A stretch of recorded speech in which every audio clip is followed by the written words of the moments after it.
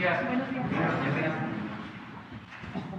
Bueno, vamos a iniciar la conferencia, la información del día de hoy, con el reporte de los lamentables hechos de Oaxaca, lo que ocasionó el huracán, los daños que ocasionó el huracán y lo que se está haciendo para auxiliar a la población. Como ustedes saben, además de que estaba Laura Velasco, coordinadora de Protección Civil desde el fin de semana allá y estaban trabajando de manera coordinada todas las dependencias, decidimos que nos representara el general secretario, el general Sandoval, que se trasladó desde ayer por la mañana y ya tienen ellos más información y sobre todo pues se está actuando, se está trabajando y nos van a informar. Empezamos con el informe del gobernador de Oaxaca, Alejandro Murat. Escuchamos, Alejandro. Gracias, señor presidente. Un saludo a usted y le informo al pueblo de Oaxaca y a México que, como usted instruyó el día de ayer, se incorporó y agradecemos a nombre de Oaxaca el general secretario Crescencio Sandoval, que ha estado ya coordinando todas las tareas de tierra y de apoyos. Le puedo informar en este momento, señor presidente, que se han identificado ya 9 cuerpos. Mi más sentido pésame a sus familias y seres queridos, por lo cual tenemos 9 defunciones ya confirmadas de manera legal. Y tenemos 6 personas todavía desaparecidas. El número se reduce porque ya hemos podido tener auxilio a todas o la mayor parte de las comunidades ya afectadas por este fenómeno Ágata. También podemos informar, señor presidente, que de acuerdo a CONAGUA sigue habiendo una probabilidad del 80% por 3 fenómenos meteorológicos en los próximos 5 días de un posible ciclón. Como usted ha instruido, pues, estaremos dándole seguimiento. Por el otro lado, también CONAGUA ha dispersado más de 120,000 litros de agua y nos informan que el estado de las presas está en sus niveles normales. CFE también informa que después de tener un universo de 80,000 afectados y afectadas en su sistema de energía y luz, hoy solamente se tienen 25,500, la mayor concentración en los municipios de Pochutla y Tonameca, y se espera que hacia la medianoche se pueda tener ya casi la totalidad de la luz restablecida. Telmex nos informa que también ha recuperado el 80% del servicio de datos y voz e internet y se espera también que hacia la medianoche, el día de mañana, se pueda tener totalmente restablecido. SCT informa también que la red federal carretera está totalmente restablecida. Solamente hoy hacia la tarde la carretera 175 se estará teniendo ya una vía alterna, ya que tuvo una afectación en un puente en esa carretera. Por último, en el tema de la red estatal, podemos informar que tenemos acceso a todas las regiones, pero a medida que se va avanzando hay deslaves importantes. Quiero aprovechar este espacio para informar a los municipios de Xanica, de Pluma Hidalgo y de la región de los Osolotepec que se espera que hacia el día de mañana podamos tener ya una apertura total o redes alternas para poder tener la conectividad. Esto lo digo porque hemos tenido mensajes de que no se ha podido tener interacción por la vía de la conectividad, aunque quiero sí recalcar que con el plan de N3 y el Ejército se ha tenido interacción con todas las comunidades. Se cancelan clases ya toda la semana en la región de la costa, en la región de la Sierra Sur y la región del Istmo, y agradecer mucho al general secretario Crescencio Sandoval, que desde el día de ayer empezó la dispersión de las más de 10,000 despensas. Él estará informando y el día de hoy de los enseres. Se ha hecho una petición para una declaratoria de emergencia de 26 municipios. Eso es cuanto, señor presidente.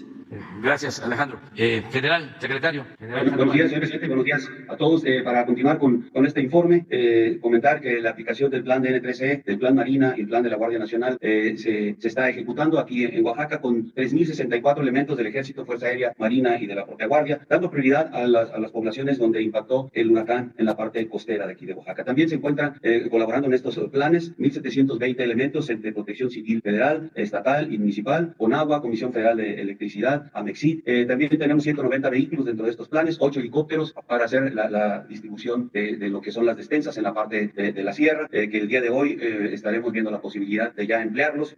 No pudimos el día de ayer por las cuestiones de lo que se estaba presentando de lluvias y se cerró la parte de la sierra y no fue restrictivo para nuestros helicópteros. También 9 aviones que están participando, trasladando de la Ciudad de México todos los insumos que se requieren para auxiliar a la población. El día de hoy se incorporan a todo el esfuerzo de esos 3 planes una cocina comunitaria con tortillador y planta potabilizadora. También estarán arribando 5 tortilladoras que fueron proporcionadas por la iniciativa privada, 2 plantas potabilizadoras más de CONAGUA, 430 elementos militares, 10 binomios canófilos de lo que es la Fuerza de Tarea de Emergencia Valle de México, 10 equipos médicos con enfermeras, especialistas de la salud, todos para atender las necesidades de la población. En cuanto a despensas, como ya lo citó el señor gobernador, fueron ya distribuidas. Todo lo que se trajo de la Ciudad de México a Santa María Huatulco se hizo la distribución, atendiendo principalmente a las comunidades de Puerto Ángel, Cipolite, Mazunté, La Herradura, El Limón, Pluma Hidalgo, San Pedro Pochutla, Derramadero, Bajos de Coyul, Copalita, Xanica y Santa María Huatulco. Tendremos el día de hoy, después de una coordinación con la Cruz Roja Mexicana, el arribo de despensas a Miahuatlán, que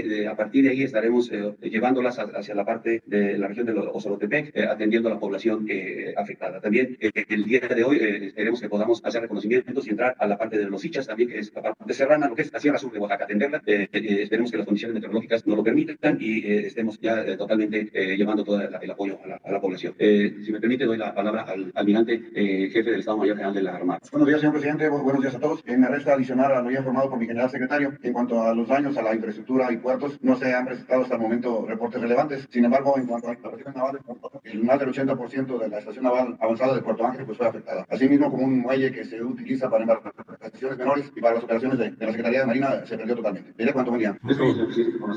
Nos están informando de Huatulco. ¿En dónde están? En Huatulco, presidente. Y pues adelante, Laura. Gracias, presidente. Muy buen día. Buen día para usted y para el pueblo de México. Muchas gracias. Estamos en Huatulco, señor. En este momento aquí se instaló el puesto de mando a cargo del general secretario Luis Crescencio Sandoval. Lo que corresponde a Protección Civil, señor presidente, hemos continuado con todos nuestros recorridos en la zona baja y también en la zona de la Sierra Sur. Le comentaba a usted muy tempranito que afortunadamente el día de ayer, con el respaldo de la Marina y por instrucción del secretario general el general secretario de la Sedena, se pudo trasladar al señor Juan López, de 71 años de edad, que estaba gravemente herido. Se pudo trasladar a un hospital acá en Huatulco y afortunadamente se pudo salvar su vida. Esto es en la zona de la Sierra Sur, se conoce como Xanica.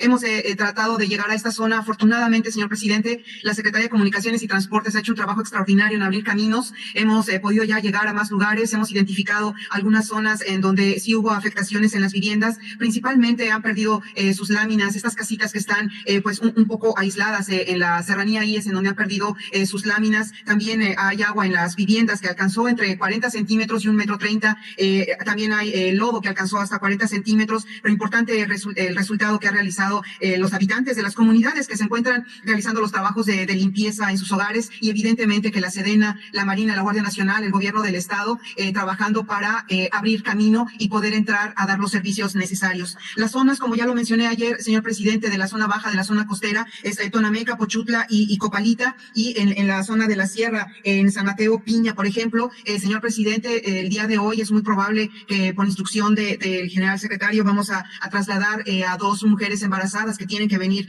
acá a Huatulco para que sean atendidas, y una persona que también se encuentra herida, que van a atenderlo. Esto nos va a permitir, señor presidente, llegar a esta zona de conflicto y poder determinar cuáles son los daños. También informa usted que el día de hoy inicia el censo por parte de Bienestar. Ya se incorporan mis compañeros de Bienestar por instrucciones de usted para levantar el censo y determinar los daños y también la ayuda que va a ofrecer el gobierno federal. Asimismo, señor presidente, el Infonavit está dando asesoría a todas aquellas personas que se vieron afectadas en sus departamentos para adquirir los seguros de daños, y también la Secretaría de Salud del gobierno federal están dando consultas médicas. Por último, señor presidente, entre el día de hoy y mañana estará llegando al estado de Oaxaca 30,000 láminas. Es una primera entrega. Repito, eso es lo que principalmente requerimos en apoyo a la población. 30,000 láminas, kit de limpieza, kit de aseo personal, cobertores, colchonetas, agua y evidentemente las despensas que ya se refirió aquí el general Luis Crescencio. Vamos a continuar, señor presidente, haciendo nuestros recorridos. Afortunadamente, repito, ya podemos llegar a toda la zona afectada para determinar la ayuda que el gobierno federal, por sus instrucciones, vamos a otorgar a la población. Estamos en la fase de auxilio y recuperación y esperemos que muy pronto se vea restablecida la normalidad en el estado de Oaxaca, que se vio afectado por el paso de este huracán Ágata. Muy bien, pues ya tenemos la información de ustedes y mañana, a ver si es posible tener otro informe. Alejandro, el general Luis Crescencio, el jefe de Estado Mayor de la Armada, almirante Juan José Padilla Olmos, que se encuentra también allá, y Laura, y todos los servidores públicos del gobierno federal, del gobierno estatal, presidentes municipales, y repetir que no están solo los habitantes de Oaxaca afectados por este huracán, tanto los que viven en la costa como los que viven en la sierra, allá en Ploma Hidalgo, en los Osolotepec, en los Ichas, en todas esas comunidades, y vamos a apoyarlos para que, como se ha hecho en otras regiones del país, cuando se padece de estos huracanes y de daños, vamos a apoyarlos para que se rehabiliten los caminos para que se mejoren todos los servicios de educación, de salud, que se termine de restablecer el servicio eléctrico y que se ayude para la actividad productiva. Y desde luego nuestro abrazo a familiares y amigos de los que desgraciadamente perdieron la vida, y vamos a seguir apoyando. No están solos, y muchas gracias, general Sandoval, por encabezar esta acción. Y nos vemos mañana, si les parece. Muchas gracias. Muy bien, pues vamos a continuar. Hoy jueves es también informe sobre los hechos de violencia y el programa de Cero Impunidad. Y está con nosotros Ricardo Mejía, subsecretario de Seguridad Pública, que nos va a informar. Con su permiso, señor presidente, damos a conocer el informe de Cero Impunidad, no hay crimen sin castigo, donde intervienen las instancias del Gobierno Federal, la Secretaría de Defensa Nacional, la Secretaría de Marina, la Secretaría de Seguridad y Protección Ciudadana, la Fiscalía General de la República, las Fiscalías de los Estados, Guardia Nacional y el Centro Nacional de Inteligencia. Iniciamos. En este periodo, el pasado 27 de mayo, se detuvo al presunto autor material e intelectual de los 2 homicidios perpetrados el 25 de noviembre en el Palacio Municipal de Guaymas, donde fueron privadas de la vida 2 personas, entre ellas una activista feminista y 2 personas lesionadas. Es el cuarto probable participante identificado, quien fue responsable de planear el ataque, proveer armas y explosivos, contratar al sicario ejecutor. Este sujeto lleva por nombre Brian Maximiliano N. y se le conoce como La Monja. Siguiente. El evento se registró en noviembre y entre ellos fue asesinada Marisol N., joven integrante de un colectivo feminista. De los 4 presuntos responsables, uno fue abatido el día de los hechos y 2 más fallecieron en otros eventos de carácter criminal, también en Sonora, y finalmente ya fue detenido el autor intelectual y material. Siguiente. Esta es una operación coordinada por las mesas de seguridad de Sonora y Baja California. Fue una persecución de fuerzas de seguridad que inicia en el municipio de Mexicali, cuando persiguen a 2 camionetas que llevaban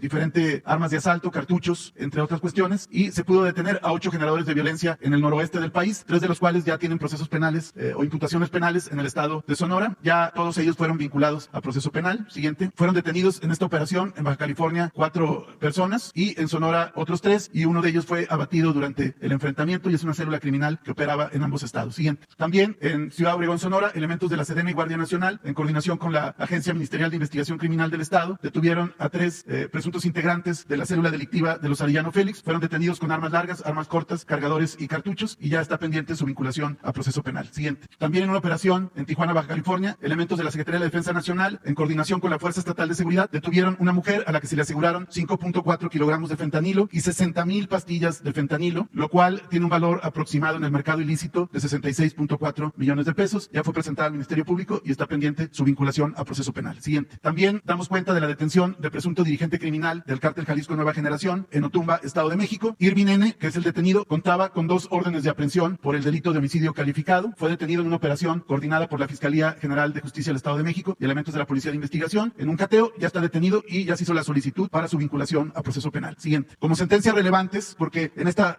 sección de Cero Impunidad no solamente se da cuenta de las detenciones, de las vinculaciones a proceso, sino también de las sentencias, es decir, que el crimen no quede sin castigo y que llegue a una sentencia ejemplar. Se da cuenta de la prisión vitalicia a multihomicida de 4 elementos de la Secretaría de Seguridad del Estado de México. Esto fue a raíz de una emboscada en Almoloya de Alquiciras por parte de Prócoro N., alias Calamardo. Esto fue en octubre del 2018, que fue un evento que incluso se difundió profusamente en redes sociales porque los sicarios grabaron el evento y se jactaron del evento criminal. Sin embargo, ya está detenido, vinculado y sentenciado vitaliciamente, que es una figura que permite la legislación del Estado de México, esta persona. También destacar que la Fiscalía General de la República, a través de la Fiscalía Especializada en Materia de Delincuencia Organizada, obtuvo en proceso penal sentencia condenatoria de 40 años para 2 secuestradores que a su vez están vinculados a actividades de delincuencia organizada. Siguiente. Aquí es importante también dar cuenta de lo que se desprende primero como una desaparición. Se presentan las denuncias, se emiten las boletas de alerta, pero a veces no se da conocimiento que las personas ya fueron localizadas con bien y están con su familia. Es el caso de lo que informa la Fiscalía General de Justicia de Nuevo León,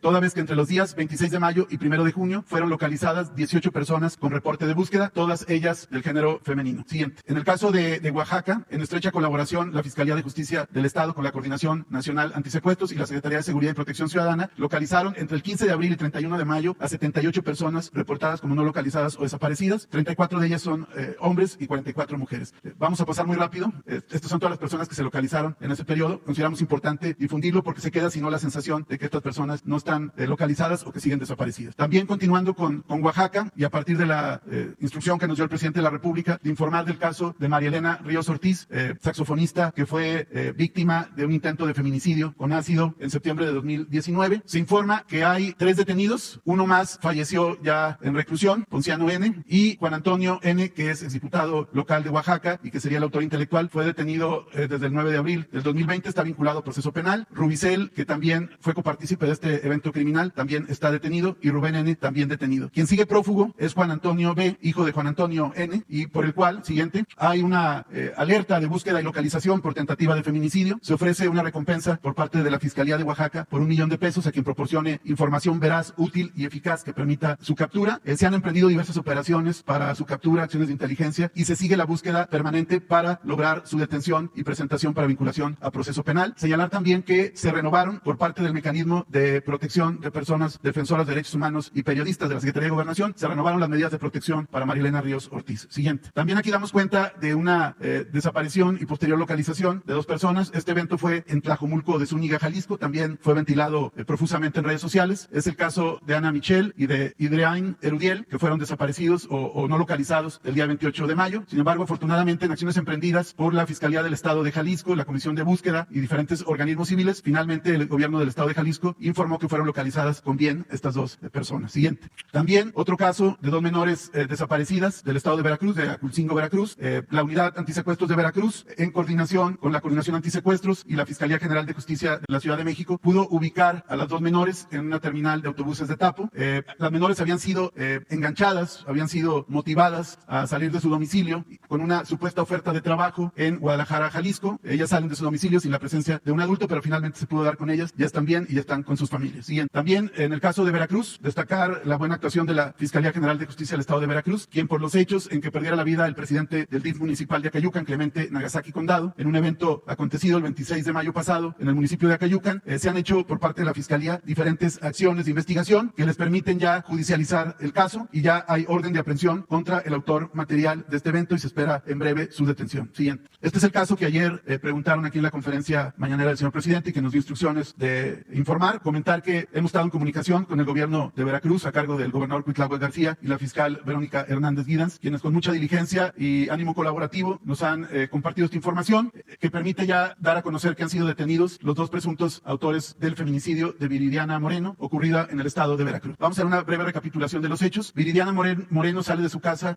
ubicada en Cardel, en el estado de Veracruz, va rumbo al Hotel Bienvenido para atender una supuesta entrevista de trabajo que consiguió a través de una persona en la red social Facebook. A partir de entonces se desconoció su paradero, abriéndose una carpeta de investigación correspondiente a su no localización. El día de ayer, la Fiscalía de Veracruz, en coordinación con la Fiscalía de Querétaro, logró la detención con orden de aprehensión de Greg Román M. N. y Adamari N. en el estado de Querétaro como probables responsables del feminicidio de Viridiana Morelos. Estas 2 personas, hoy detenidas, habrían llegado hace unos días a Veracruz, dejando atrás una estela de hechos delictivos en Veracruz, Puebla, Morelos y Querétaro, por lo cual ya también hay orden de aprehensión por el municipio de Morelos, también por un feminicidio, y podemos señalar que Greg Román N. es un feminicida serial, donde hay cuando menos 7 casos de feminicidio que pudieran estar vinculados con esta persona. Siguiente. El día de los hechos, el 18 de mayo, Viridiana sale de su domicilio, se traslada al Hotel Bienvenido. Ella, como pueden apreciar, lleva una blusa de cuadros. En el punto exterior del hotel hace una llamada telefónica y finalmente se encuentra afuera del hotel con Greg N., con quien dialoga, y después ambos caminan hacia donde está una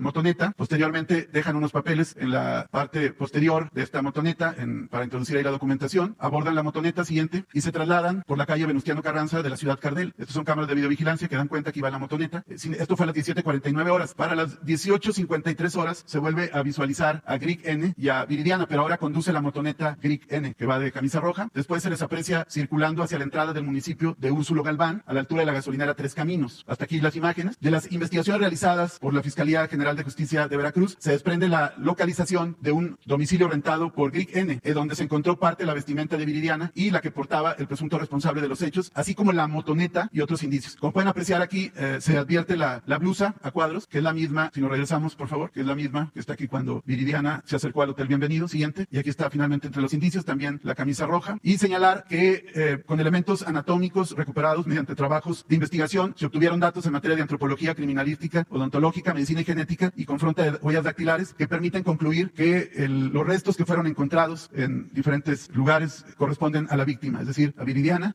Ya están detenidos los 2 copartícipes y seguramente serán vinculados vinculados a proceso, y en el caso de GRIC N, feminicida serial, seguramente fiscalías de otros estados también habrán de ejecutarle mandamientos judiciales. Destacar la buena colaboración de la Fiscalía de Veracruz con Querétaro, con Morelos y con Puebla. Siguiente. Aquí están otros antecedentes de GRIC N. Este fue un evento en el estado de Morelos. También aquí se ve otra de las víctimas. Y el modus operandi de este sujeto era, a través de engaños, ofrecer falsas ofertas de trabajo. Utilizaba mucho la red social Facebook y suplantaba identidades a fin de evadir la acción de la justicia. Él usaba diferentes identidades. Por ejemplo, aquí se le buscaba como Juan Carlos N. Sin embargo, con todos los trabajos que se hicieron, se pudo identificar plenamente que se trataba de este individuo y ya está detenido. Siguiente. En el caso de Devan y Susana Escobar Bosaldúa, se sigue la coordinación permanente con la Fiscalía de Nuevo León. Se han ido complementando las investigaciones, ampliando entrevistas tanto de testigos como personas cercanas de la víctima. Se han incorporado hallazgos, indicios y estudios periciales para la homologación de los dictámenes médicos practicados anteriormente al cuerpo de la víctima, que van a ser de utilidad para los estudios que se realizarán a partir de la exhumación, la cual será ya en los próximos días, cuando ya el Poder Judicial de Nuevo León le conceda a la Fiscalía esta petición y se pueda proceder en consecuencia. Siguiente. En el caso de los compañeros periodistas víctimas de homicidio, informar que hay nuevos mandamientos judiciales, hay 24 detenidos o buscados y 17 vinculados a proceso penal. Siguiente. En el caso de Yesenia y Sheila, del evento de Cozoliacaque, Veracruz, del pasado 9 de mayo, hay 3 nuevas órdenes de aprehensión, una de ellas contra el autor intelectual que está ya ubicado por parte de la Fiscalía General de Justicia de Veracruz, donde también participa y colabora la Coordinación Antisecuestros. Entonces hay 5 órdenes de aprehensión y en los demás casos, como se puede apreciar, hay también ya detenidos o buscados y hay al momento 17 vinculados a proceso. El único caso que al día de hoy no hay mandamiento judicial es el caso de Luis Enrique Ramírez de Culiacán, Sinaloa. Sin embargo, las autoridades de Sinaloa, el gobernador particularmente, ha estado muy pendiente del tema y tenemos ya información de que en breve ya van a judicializar para obtener mandamientos judiciales. Estaremos pendientes del tema. Sería cuanto, señor presidente. Gracias. Bueno, hoy también, jueves, como se hace cada mes, vamos a informar sobre datos generales de cómo andamos en el país, cómo está la economía y también lo que tiene que ver con otros datos, incluida la situación de inseguridad o de violencia. Entonces vamos a pedirle a Carlos Torres, que es coordinador de programas integrales para el desarrollo y además secretario técnico de la Oficina de la Presidencia, que nos informe sobre esto. Con su permiso, presidente, saludo al subsecretario Ricardo Mejía, a los medios de comunicación aquí presentes y a quienes nos siguen en las redes sociales. Vamos a dar a conocer los principales resultados socioeconómicos al cierre de mayo del presente año. Comenzamos con un hecho inédito, que es que a 3 años y medio de gobierno, el peso mexicano se ha apreciado con respecto al dólar. Como podemos ver, esto no había ocurrido en sexenios anteriores, inclusive en algunos casos la depreciación fue cercana al 1000%. Por poner un ejemplo, en el sexenio anterior, la depreciación a estas alturas era superior al 40%. En el contexto internacional, el peso se ha mantenido fuerte, estable, es una de las pocas monedas que se ha apreciado con respecto al dólar en estos mismos 42 meses de gobierno. Sobre las remesas, informar que el día de ayer el Banco de México dio a conocer el dato de abril. Agradecer a nuestros paisanos que viven en el extranjero, ya que estos envíos siguen aumentando. En el mes de abril fue de 4.718 millones de dólares, lo que representa un incremento del 17% contra el mismo mes del año anterior. Ya tenemos un estimado para el mes de mayo y sería el primer mes en la historia en superar los 5.000 millones de dólares. De seguir así, estaremos llegando a los 60.000 millones de dólares al cierre del año. La economía sigue creciendo. Al primer trimestre del año se registró un crecimiento del Producto Interno Bruto de 1% en comparación contra el trimestre inmediato anterior, cifra similar a la de Colombia y por arriba de países como Reino Unido, Canadá e inclusive Estados Unidos. La semana pasada la Secretaría de Economía dio a conocer el dato de inversión extranjera directa al primer trimestre del año, que es un récord con una cifra superior a los 19.000 millones de dólares. Descontando las operaciones atípicas, que en este caso es la fusión de Televisa y Univisión, así como la reestructura de Aeroméxico, tenemos un incremento del 5.8% contra el mismo trimestre del año anterior. Esto reafirma la confianza que hay en los inversionistas en el país y podemos decir que este año va a ser el de mayor inversión extranjera directa en la historia de México. La inflación es un fenómeno que ha afectado mundialmente en los últimos meses. En el mes de abril se registró una inflación anual de 7.68%. Ya se dio a conocer la cifra de la primera quincena de mayo, es ligeramente inferior, con 7.58%. Particularmente el conflicto entre Rusia y Ucrania ha afectado a todos los países, pero en México, gracias a las medidas impulsadas por el gobierno, se ha logrado contener esta inflación. Se puede apreciar que en el mes de abril la inflación en el caso de México fue inferior a la de Estados Unidos. Si pasamos a la siguiente y vemos los componentes de estos dos datos, destacar que en el caso de México el componente de energéticos es de 0.6%, gracias a no haber incrementado los precios de las gasolinas en términos reales. Comparado con Estados Unidos, allá tienen una inflación en energéticos de 2.1%. Donde tenemos el reto es en el componente de alimentos, por eso estamos impulsando esta campaña para incrementar la producción de los básicos, maíz, frijol, trigo, arroz, para poder producir lo que se consume en el país, ser autosuficientes. Recordar que antes de la pandemia se contaban con 20.600.000 puestos de trabajo registrados en el Seguro Social. Después vino una caída y una recuperación posterior y nos mantenemos con una cifra superior a los 21 millones de trabajadores trabajadores registrados en el Seguro Social. El salario promedio mensual de estos 21 millones de trabajadores es 14,613 pesos, lo cual es la cifra más alta, y podemos ver cómo en este gobierno los incrementos año con año han sido de manera más acelerada. El salario mínimo nunca había aumentado tanto como en este gobierno. Esta gráfica muestra los salarios mínimos por año a precios de abril del 2022 para poder hacerlo comparable. Aquí podemos ver cómo durante más de 20 años el salario mínimo no aumentó en términos reales. En este gobierno el poder adquisitivo ha aumentado en 67%. Como ejemplo del incremento de este poder adquisitivo, podemos ver cómo al principio del gobierno un salario mínimo alcanzaba para comprar 3.1 kilos de frijol, ahora alcanza para 4.6. En el caso del huevo se podían comprar 3.2 kilos de huevo, ahora 4.4. Y en el caso de la tortilla, al llegar al gobierno se podía comprar 6.5 kilos y ahora alcanza para 9.1. La Bolsa Mexicana de Valores ha registrado un incremento de 24% en el tiempo que llevamos en el gobierno. De igual manera, las reservas del Banco de México, siguiente por favor, han registrado un incremento del 15% en estos mismos 42 meses, registrando una cifra prácticamente de 200,000 millones de dólares. El precio mexicano de la mezcla de petróleo se ubicó al final de mayo en $113 por barril. Estos excedentes nos han permitido cumplir el compromiso de que no aumenten los precios de las gasolinas en términos reales, como veremos en las siguientes láminas. En el caso de la gasolina Magna, en este tiempo ha habido una reducción en términos reales de 3.4%, que se compara con incrementos en sexenios anteriores de 42% y de 23%. En el caso de la gasolina Premium, tenemos una reducción del 2.4%, que de igual manera se puede comparar con incrementos del 46% y del 5.7%. Y en el diésel tenemos una reducción de 3.9%, cuando anteriormente el precio aumentó cerca del 50%.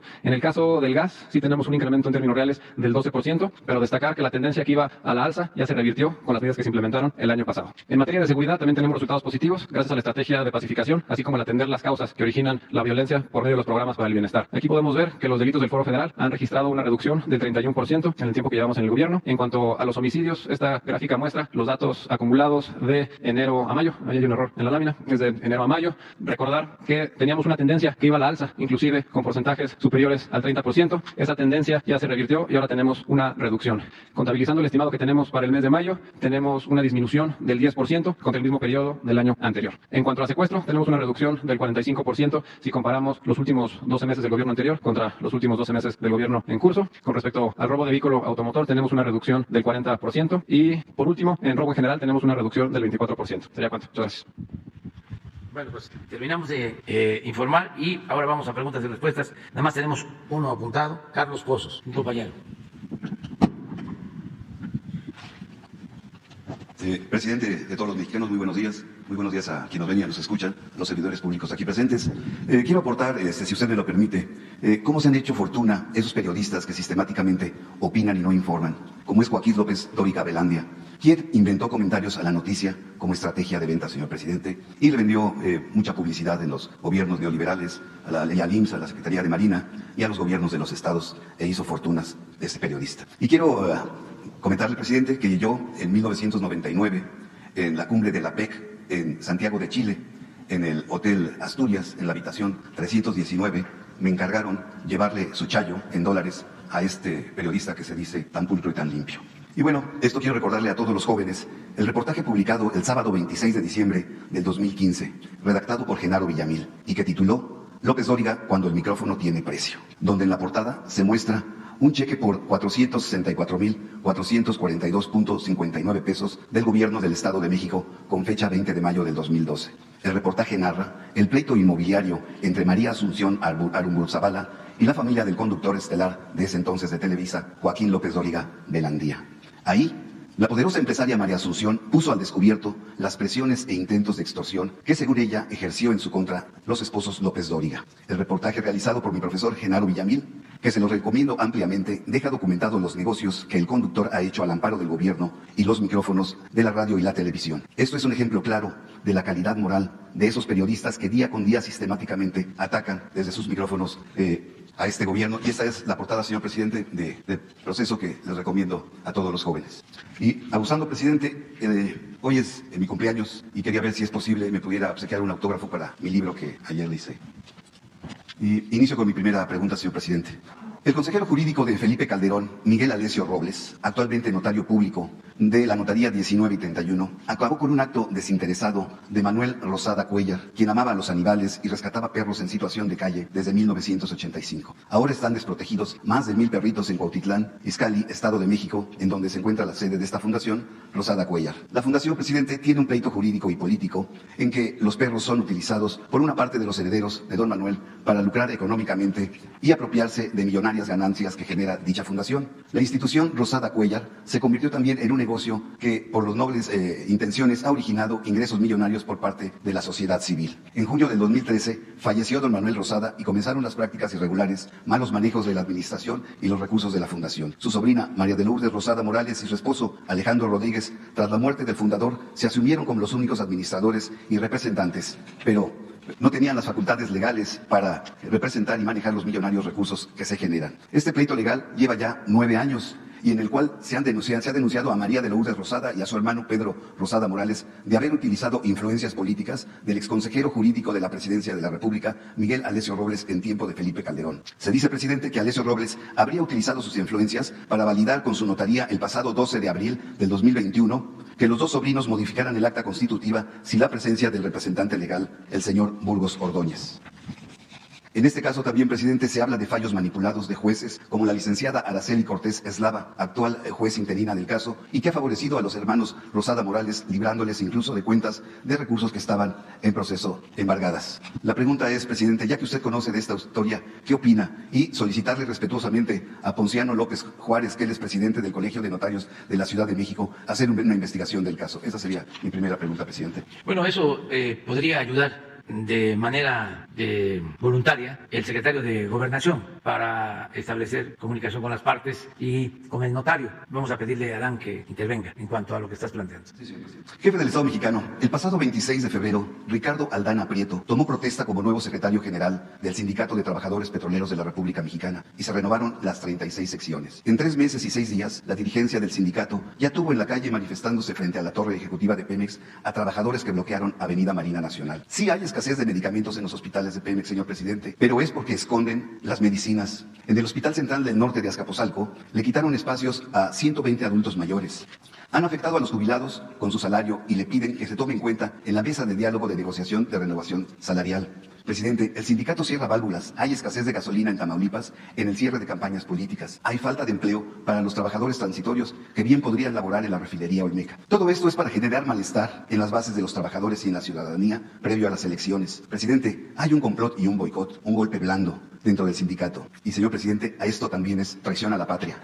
¿Y sabe por qué, presidente? Porque quieren que les regrese usted el manejo de las plazas laborales que vendían simulando préstamos y cobraban entre 200,000 y 500,000 pesos y se los iban descontando. Y en el transporte de personal, el sindicato maneja un mundo de dinero y es negocio solamente para los líderes sindicales. Tiene el sindicato y las secciones el manejo de la informática y saben por adelantado las acciones a realizar por parte de las autoridades de Pemex. Presidente, la pregunta es, ¿hay responsables en el cierre de la válvula? ¿Se permitirá que sigan estos golpes blandos para doblar a Pemex y saber cuándo el director de Pemex dará a conocer y explicará sobre los bonos para el pago a proveedores? Sí, ya como lo mencionas, hay una mesa de diálogo entre Pemex y los representantes sindicales. Inició hace 2 días y está participando la secretaria del Trabajo. Ella está conduciendo esta mesa y hay voluntad de que se llegue a acuerdos para que no haya conflictos. Se está buscando una solución y acerca de lo de los bonos va a informar el secretario de Hacienda y el director de Pemex. Creo que el lunes van ya a presentar todo un informe de la pregunta que me hicieron el día de ayer y va a ayudar mucho a esclarecer las cosas. Sí, y finalmente un dato, presidente. Ayer se cumplieron 2 años de la entrada en vigor del Tratado de Libre Comercio y pues muy seguramente con esa carga, no sé si el secretario de Relaciones Exteriores, Marcelo Ebrard, acuda a la cumbre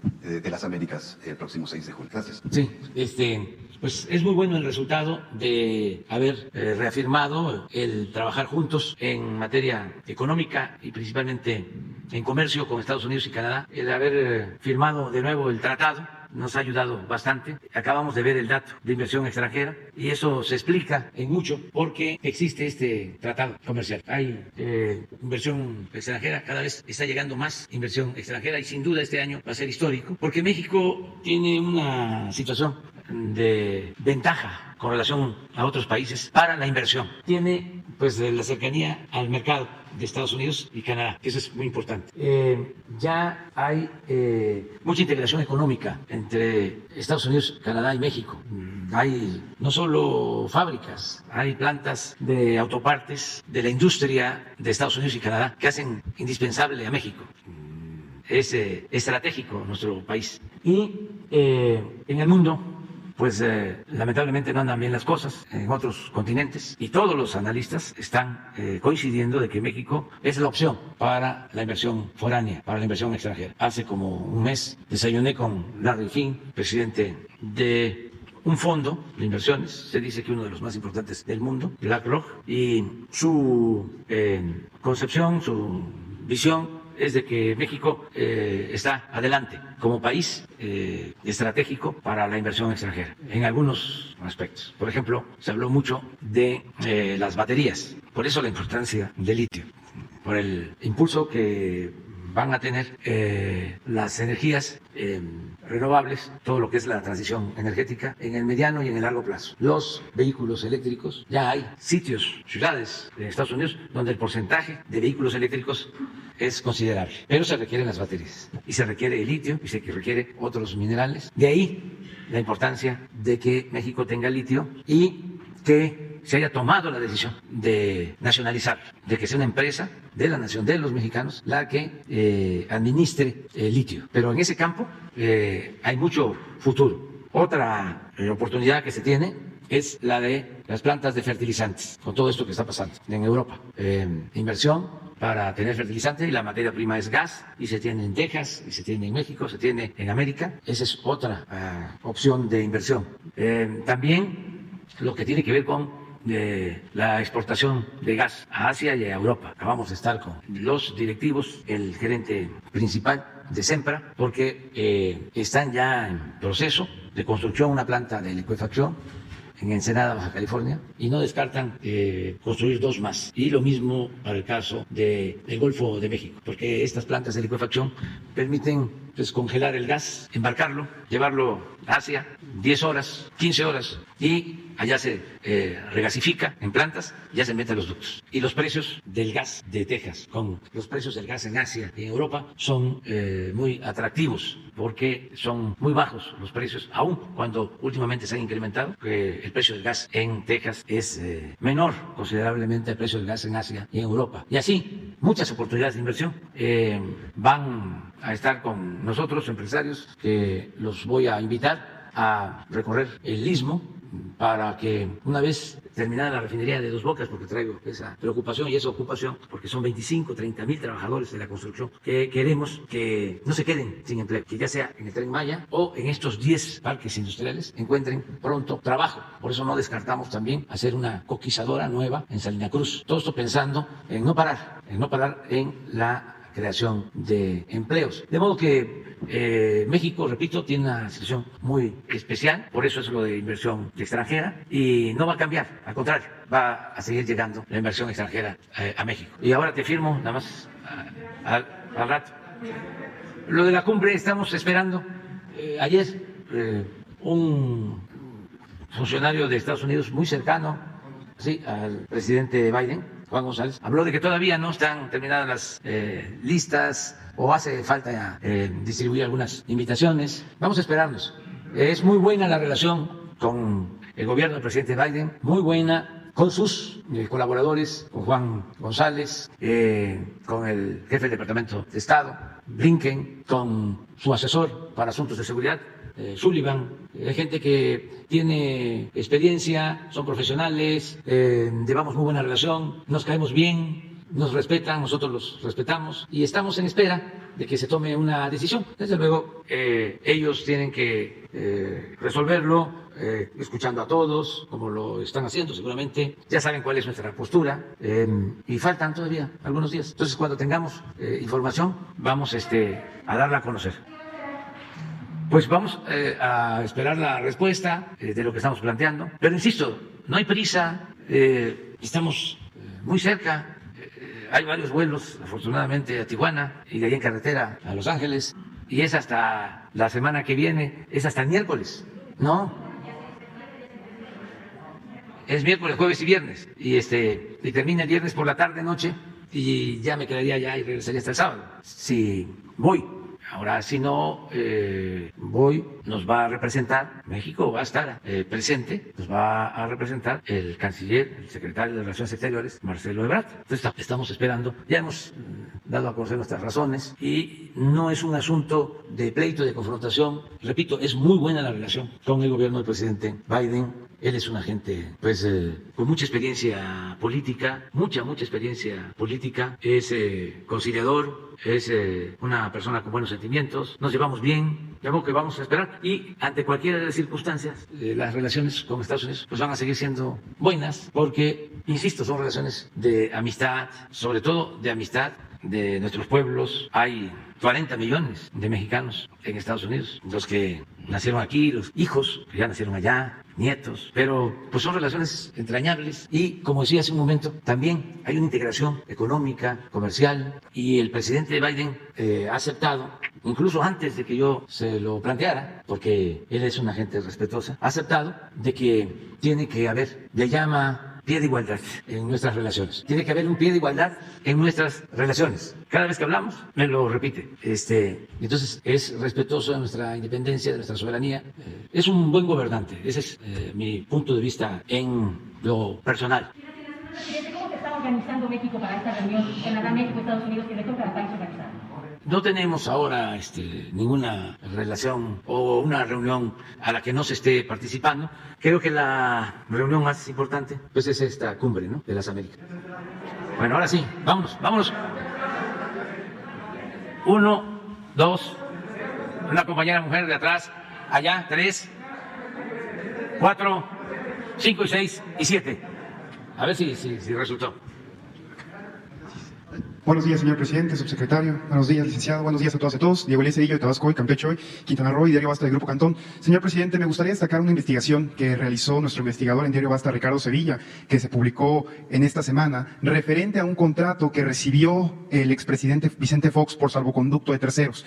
Este contrato fue para una empresa que se denomina Centro Hospitalario MAC, que se lo da precisamente Petróleos Mexicanos a un personaje vinculado a su hijo, al hijo de Vicente Fox, al hijastro, de hecho, a Manuel Bribriesca Sagún, que tiene una empresa cuyo socio es Miguel Isaac Coube, algo así, Cobran. En consecuencia, presidente, me gustaría preguntarle si usted tenía conocimiento de esta adquisición directa que se dio por parte de Pemex para esta empresa para distribuir insumos médicos en Monterrey, y si en dado caso, presidente, de que no tuviese conocimiento, usted consideraría que el expresidente Fox tiene ciertos vínculos aún en el gobierno federal, en este caso desde la torre de Pemex. ¿Por qué? Porque, pues al fin y al cabo, esta adjudicación no tuvo un proceso público, no se dio una licitación pública, y de hecho, en la investigación que se realiza, algunos funcionarios de Pemex argumentan y esgrimen que por instrucciones de altos mandos se tenía que dar esta adjudicación. Sería mi primera pregunta, presidente. Gracias. Pues no tengo conocimiento sobre este posible contrato. Seguramente se va a informar. Quiero comentar de que nosotros no tenemos enemigos. No es mi enemigo el expresidente Peña Nieto, ni el expresidente Calderón, ni el expresidente Fox, ni el expresidente Cedillo, ni el expresidente Salinas. Somos adversarios, pero no los considero mis enemigos. Ellos actuaron en su momento, aplicaron una política que yo combatí siempre. Nunca estuve de acuerdo con la política de Salinas, ni de Cedillo, ni de Fox, ni de Calderón, ni de Peña Nieto. Entonces las diferencias son de orden político, no en lo personal. Yo no odio. Lo que creo es que esa política que ellos impulsaron y llevaron a la práctica benefició a minorías, auspició la corrupción y produjo el atraso de México y el empobrecimiento de nuestro pueblo. Ese es el fondo del asunto. Y esto lo he dicho desde hace bastante tiempo. ¿De qué acuso a Salinas? Pues de haber entregado los bienes de la nación, empresas, bancos, minas, las tierras ejidales a particulares y de manera precisa, y esto para los jóvenes, a sus allegados, porque quiso construir, crear una nueva oligarquía, un grupo compacto. Y a los jóvenes podría decirles que busquen cómo se ahondaron, se profundizaron las desigualdades con esa política de Salinas, cómo unos cuantos, una minoría se hizo inmensamente rica mientras se empobreció a la mayoría del pueblo. Con datos del Banco Mundial, del Fondo Monetario Internacional, existen estos elementos. En la revista Forbes, donde aparecen los hombres más ricos del mundo, publican una lista Cuando entró Salinas, había una sola familia mexicana con más de $1,000 millones de capital. Cuando terminó Salinas, ya eran 24 multimillonarios mexicanos, con más de $48,000 millones. Y la mayoría de ellos se había beneficiado o con un banco o con una empresa pública. Por eso yo le llamo el padre de la desigualdad moderna. En el caso de Zedillo, entre otras cosas, ¿por qué tenemos diferencias? Y esto también para los jóvenes. Porque ante una crisis que provocó el mismo gobierno, una crisis económica financiera que se dio cuando termina Salinas y empieza Zedillo. Ante esa crisis, en vez de rescatar al pueblo, deciden rescatar a los de arriba, a los mismos que se habían beneficiado con la política entreguista de Salinas, a las grandes empresas, a los bancos, y convierten las deudas privadas de estas corporaciones en deuda pública. Y de ahí surge el llamado FOBAPROA. En vez de rescatar a los de abajo, rescatar a los pequeños comerciantes, pequeños empresarios, se rescató a los de mero arriba. Y se dejó esa deuda que, en términos generales, significa 3 billones de pesos, que la vamos a tener que seguir pagando todavía en nuestra generación, y es posible que se herede a las nuevas generaciones. Esa es mi diferencia. ¿Cuál es mi diferencia con Fox, de fondo? Pues que engañó a millones de mexicanos de que iba a haber un cambio, y siguió con lo mismo, siguió aplicando el salinismo como política, al grado que su secretario de Hacienda había estado de subsecretario de Hacienda con Salinas. Y claro que no hubo ningún cambio. Siguieron las privatizaciones de Salinas, de Zedillo. Y para colmo, después de que se logra hacer a un lado al PRI, décadas de lucha de mucha gente, de todas las corrientes de pensamiento, porque era una lucha que venía de opositores de derecha, de opositores de izquierda, para hacer a un lado al partido único, al partido de Estado. Él traiciona ese movimiento y al final, en vez de respetar la voluntad del pueblo, participa, encabeza el operativo de fraude cuando nos roban la presidencia de la República. Pero además, él lo confiesa. Hay testimonios, declaraciones de él, en donde dice, claro que participé. ¿Cómo iba yo a dejar que un loco llegara a la presidencia? Claro que cargué los dados a su estilo. ¿Quieren ver cuál es su estilo? Porque no ha cambiado. Y no sé si genio, pero figura así, hasta la sepultura. Pongo ayer sobre qué habló ayer o antier, que es lo mismo de Denise Dresser y de Carmen Aristegui, lo de Mola, pero hay algo en especial que me da risa, porque hasta eso no es tan aburrido. No bosteza uno leyendo sus textos. Ahora me voy a acordar, pero de ayer o antier. Pero si se ve este texto con lo que decía hace 15, 20 años, yo creo que fue por lo de la visita a Sinaloa, o algo que de estas cosas comentadas. Creo que fue algo que puso Elizabeth el miércoles, ayer, sobre qué se trató ayer el ¿Quién gira las mentiras? Bueno, eso es Fox, ¿no? Calderón, pues imagínense el nivel de inmoralidad, porque él sabe perfectamente que no ganó la presidencia, pero agréguese que de manera irresponsable, sin tener un diagnóstico, sin saber lo que estaba sucediendo y sin pensar que la paz es fruto de la justicia, entrando, declara una guerra a la delincuencia organizada. Bueno, hasta se pone chaleco militar. Ándales, Tren Maya, sí. Pero vean el texto. Esto es lo que pasa por hacer las cosas con las patas. Marranadas, puras marranadas. Tren Maya, juez federal ordena suspensión definitiva de obras en tramo. Pero lo de arriba es característico de Fox, pues lo describe muy bien. Entonces, ¿ustedes creen que yo tengo odio hacia Fox? No, para nada. Le debe dar pena a la gente que votó por él, porque mucha gente pensó de que iba a haber un cambio y siguió con lo mismo. Y con el agravante de que dirige un fraude electoral luego de que él llega a la presidencia por un movimiento democrático opositor, se convierte en un traidor a la democracia. Y el caso de Calderón, pues ya lo hemos comentado, él sabe que no gana, no permite que se cuenten los votos, el voto por voto, casilla por casilla, hace acuerdos con todos, hasta con gente impresentable, es el haya sido como haya sido. Además nos induce a esta confrontación con tanto sacrificio, con tantos muertos, y luego pues le ayuda también a Peña, se entiende perfectamente con Peña porque pues ya había un acuerdo, le deja hasta comprado el avión presidencial y aparece, se va descubriendo de que todo esto de la guerra contra el narcotráfico pues era una pantalla, era una simulación, porque tenían acuerdo con uno de los grupos, algo que era muy común de proteger a un grupo y combatir a los demás, cuando una autoridad tiene que actuar con rectitud, pintar la raya, definir con claridad las fronteras. Aquí está la delincuencia, aquí está la autoridad. No voy a proteger a unos para combatir a otros. No, el que comete un delito tiene que ser castigado, cero impunidad y nada de componendas. Entonces, ahora con lo de García Luna, se ha quedado callado, y no solo él, sino los que lo apoyaron y trabajaron con él y le ayudaron. Me llama la atención que cuando sale el tema de García Luna, Ciro Gómez Leiva y otros se enojan. ¿Dónde está la capacidad para rectificar? ¿Por qué? La autocomplacencia. Y el gobierno de Estados Unidos tiene que decidir sobre esto.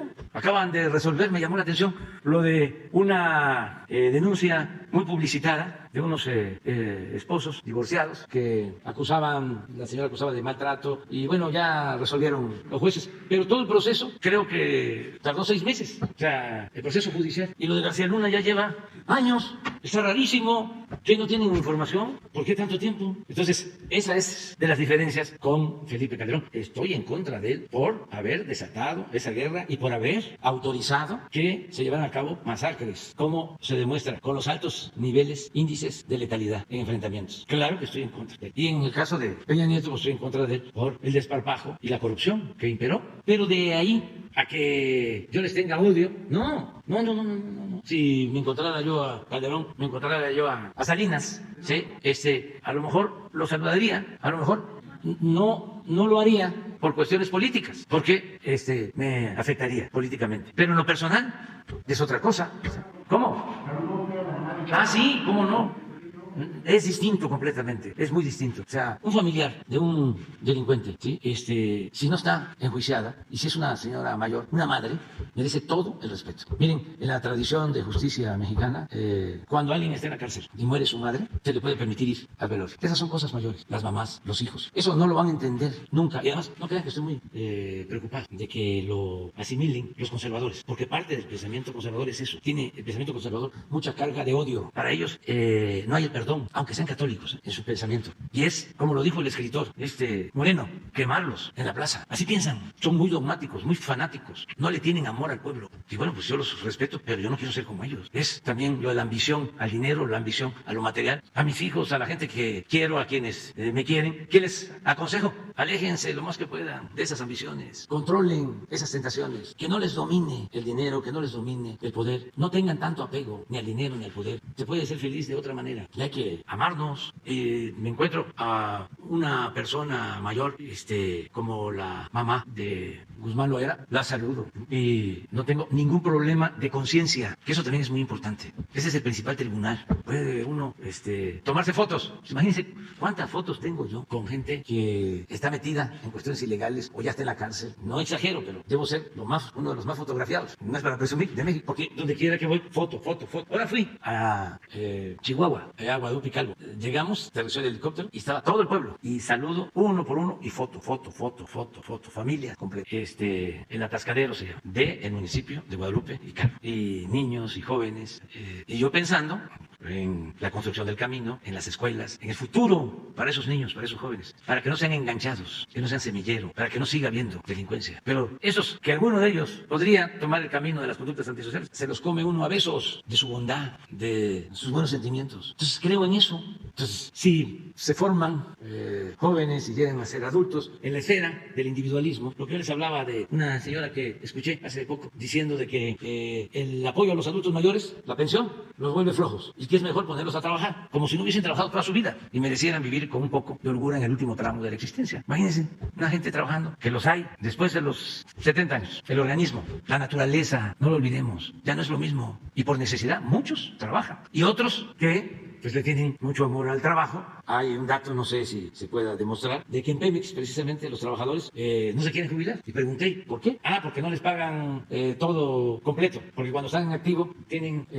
compensaciones o tienen otras prestaciones que una vez que se jubilan se les quitan. Y me dicen, no, en el caso de Pemex, no se quieren ir. Porque incluso hay estadísticas, hay datos de que cuando se retiran ya no se sienten de todo bien y que el trabajo los mantiene vivos y sus amigos de trabajo y son otras circunstancias. Bueno, pero ese es el que quiere trabajar, pero que también se tenga el derecho de decir, ya trabajé y quiero retirarme. Eso se aplica en Europa después de la Segunda Guerra Mundial. El avance, desde mi punto de vista, más importante conseguido en los países europeos fue el establecimiento del estado de bienestar, que tuvo que ver mucho con el avance económico, político, hegemónico de la Unión Soviética, y Europa tenía que definir una política social para contrarrestar lo que se estaba haciendo en los países de la Unión Soviética. Y así se creó lo del estado de bienestar, que significa que una persona, cuando llega a una determinada edad, ya tiene una pensión, pero no una poca cantidad, sino una considerable cantidad de recursos como para vivir con holgura en los últimos años de su vida. Y de ahí surgió también el derecho a la salud y el derecho a la educación pública gratuita. Y ese es también nuestro ideal. como política pública. Pero la señora, que no es una marciana, sino que así piensa muchísima gente, sostiene que el dar esa pensión es innecesario o que fomenta la flojera, porque también en el pensamiento conservador el pobre no trabaja y por eso es pobre, o son flojos. Eso no tiene ninguna justificación en nada. Ahí está el ejemplo de nuestros paisanos migrantes. Si el mexicano fuese flojo, no saldría adelante en ningún lado. ¿Y cómo se van allá? Y este año es posible que nos manden 60,000 millones de dólares. Es el principal ingreso, la principal fuente de ingresos que tiene el país. 60,000 millones de dólares. Estamos hablando de 1.200.000 millones de pesos al año, abajo, 1.200.000. Los programas sociales nuestros, pues en general debemos de estar, los directos, en 600,000, la mitad. Entonces, ¿qué flojos van a ser? Al contrario, el pueblo de México es muy trabajador. Más que una gente con un pensamiento conservador, pues eso no se lo va a quitar de la cabeza tan fácilmente. Aunque estén viendo ahí a sus trabajadoras domésticas que están trabajando día y noche en el campo, a sus trabajadores. Ellos llegan, algunos, sus trocas, sombrero tejano, camisa de cuadro, sus botas, cinturón piteado, se bajan un rato de la camioneta, revisan cómo están los potreros, cómo está el ganado, se vuelven a subir al café y hablar de que qué barbaridad, qué flojos son los trabajadores. Gracias, presidente. Pero es interesante el tema, o sea, sobre el no odiar a nadie. Y yo les recomiendo a los que les interese el tema que lean a León Tolstoy. Un día voy a dar a conocer una bibliografía, porque no necesariamente tiene que ser Lenin o Hitler para la formación. Los grandes escritores nos dejaron muchas enseñanzas. Tolstoy decía, solo siendo bueno podemos ser felices. Y escritor, de lo mejor del mundo. Pero si no leemos, simplificamos las cosas y además nos vamos con las fórmulas tecnocráticas, con los tecnicismos, pues nunca vamos a poder entender la realidad y entender a otros. Comprender por qué se piensa de otra manera. Pero bueno, ya nos fuimos. Gracias, presidente. Y en un segundo cuestionamiento muy rápido. Su opinión con respecto al fallo de la Suprema Corte de Justicia para devolverle el dinero al INE. Este tema que Lorenzo Córdoba quiere hacer un álbum en honor al ego para cerrar su periodo en cuanto a la dirigencia, en cuanto a la presidencia del INE. También este punto de que pidieron para 2023 14,000 millones de pesos de presupuesto, argumentando que este es lo que necesitan para operar. Y, presidente, en otro tema muy rápidamente, estamos a pocos días de la jornada electoral. Aprovechando también la presencia del subsecretario Ricardo Mejía, saber si lo han platicado en el Gabinete de Seguridad este tema. En esta semana el secretario de Gobernación, Adán Augusto López Hernández, hizo énfasis de que no hay focos rojos, conocer su opinión y aprovechando el tema de seguridad, ¿cuál es el estatus que mantiene el programa Los Autos Chocolate? Gracias, presidente. Bueno, nosotros sobre las elecciones lo que queremos y a lo que llamamos es a que la gente participe. La información que tenemos es que se puede votar en todos los pueblos donde se van a instalar las casillas. No hay hasta ahora ningún reporte de que no se vaya a instalar una casilla. Es una cosa especial, pero me estoy refiriendo a la cuestión básicamente de violencia que pueda producirse. En Oaxaca sería por otras razones, pero en Tamaulipas, en Durango, en Hidalgo, en Aguascalientes, en Quintana Roo, en Oaxaca, no en esta parte, desde luego que ahí se tiene que esperar a que se resuelvan las autoridades, pero hay tranquilidad, hay ruido en los medios, pero es lógico. Porque se está a unos días de las elecciones y siempre es así. Pero no hay ningún indicio de violencia. De todas maneras, la Guardia Nacional va a estar pendiente en todos lados para darle protección a los ciudadanos y no tener miedo, no dejarse apantallar, porque la abstención ayuda a los mapaches electorales. Ya lo hemos dicho varias veces. Si votan pocos, pueden ganar los tramposos, porque pueden acarrear gente, comprar votos y les alcanza repartir dinero, entregar despensas, pollos, patos, chivos, borregos, puercos, cochinos, marranos. Ya estoy como Fox. Bueno, pero cuando vota mucha gente, no les alcanza, aunque compren los votos, que salen los ciudadanos a ejercer su derecho, a hacer valer su libertad y su soberanía, porque el pueblo es el soberano, el que manda, el que decide, y eso es la democracia. Entonces, invitar a todos a participar en las elecciones. Voy a estar de gira, porque vamos a supervisar lo del Tren Maya, vamos a estar en Valladolid, no vamos a ir a Quintana Roo, vamos a estar en Valladolid, vamos a estar en Mérida, en Yucatán no hay elecciones, vamos a estar en Campeche, en Chiapas y en Tabasco. Regreso el domingo, al mediodía, en la tarde, aquí. Sí, tenemos 2 reuniones, una creo en Tabasco, en la mañana, y ya de ahí vuelo a la Ciudad de México y aquí voy a estar el domingo, como a las 2, 3 de la tarde regreso de la gira. Me voy el viernes, bueno, ya, mañana, terminando la conferencia, nos vamos a la gira. No, porque es supervisión del tramo, es en helicóptero y por tierra una parte. Nada más que tampoco es abierta, es ir a ver cómo vamos. Tenemos un método de supervisión permanente del avance en terraplenes, en obras hidráulicas, en balasto, en durmientes, rieles, todo lo que tiene que ver con las estaciones. Son más de 20 estaciones que ya se están construyendo y pues hacemos una revisión por tramo. Van las empresas y todos los servidores públicos y ahí vemos si se va de acuerdo al programa, si hay atraso, qué problemas hay que enfrentar. Para eso es, básicamente. Lo del fallo de la Corte, vamos a esperarnos. Ya se está... yo pensaba que hablaban del Tren Maya. Tiene que ver con el Poder Legislativo. Miren, el Poder Legislativo, y en especial la Cámara de Diputados, tiene como facultad exclusiva la aprobación del presupuesto. En el caso de los órganos autónomos, a nosotros nos envían su presupuesto, el INE, la Suprema Corte de Justicia, el Banco de México, y nosotros integramos esos presupuestos al presupuesto general y se envía a la Cámara de Diputados. Nosotros no podemos modificar el presupuesto que nos envía ningún órgano autónomo. ¿Quién tiene la facultad? El Poder Legislativo. En el caso de la Ley de Ingreso son las 2 cámaras, la de diputados y senadores. En el caso del presupuesto es facultad exclusiva de la Cámara de Diputados. No interviene la Cámara de Senadores. Entonces, si hay una resolución de la Suprema Corte sobre el presupuesto del INE, quien tiene que atenderlo es la Cámara de Diputados. Es lo que puedo decir. Lo demás, ya para qué repito lo que ustedes saben sobre mi opinión. Si ya estoy pensando que le vamos a dar otra vuelta a la tuerca, porque hace falta darle más al pueblo. Y a ver si es posible pasar de la austeridad republicana a una fase superior, que podría llamarse pobreza franciscana. Para todos, o sea, que se acaben por completo los lujos. No puede haber gobierno rico con pueblo pobre. Es que se malacostumbraron, se les olvidó de que somos servidores públicos. ¿Para qué se meten al servicio público si lo que quieren es hacer dinero o tener de más? Que participen en sector privado o que se apliquen en negocios particulares. Pero el servicio público es otra cosa. Imagínense un funcionario bajándose de un carro último modelo en una colonia popular, o que en un alto se para y va un camión urbano saturado, lleno, con la gente parada, y él es servidor público. ¿Qué no da pena? ¿Qué no se puede ser austero?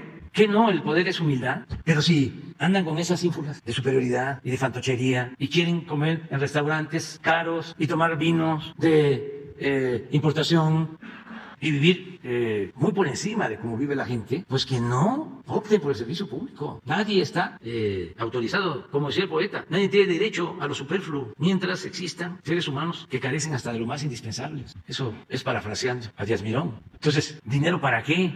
Los viajes al extranjero, que ya no existe el sistema de telecomunicaciones y se logran muchísimos ahorros, muchos, en todo lo que llaman gasto operativo. Ahora que estamos empezando a analizar, y ya se dio la información ayer, de quitarlo del llamado horario de verano, muy fácil podríamos ahorrarnos lo que supuestamente se obtiene de ahorro con el cambio de horario, que está demostrado afecta a la salud. ¿Cómo lo podríamos hacer? Dándole al gobierno el ejemplo, con la luz, los aires acondicionados, el exceso de uso de energía, pero eso no solo público, sino no personal. Además, se paga menos. Acuérdense ustedes de que en las tarifas, si se consume una determinada cantidad de energía, es una tarifa. Se pasa, aunque sea poquito, y ya es una tarifa muchísimo más elevada. De aquí vienen las quejas. Entonces, bueno, todo esto vamos a informarlo bien. Es decir, a ver, vamos a procurar no pasarnos a la otra tarifa. Y vamos a ayudar todos. Todos podemos ayudar. Pero en fin, ¿cómo? ¿Estás adelantando o analizando un recorte de gasto público? Estoy, analizándolo, sí. Todavía no está definido. No a lo básico. Lo que tiene que ver con la justicia no tiene límite. Es para darle más a la gente. Si hacemos todavía una revisión sobre los gastos excesivos. Les voy a poner un ejemplo.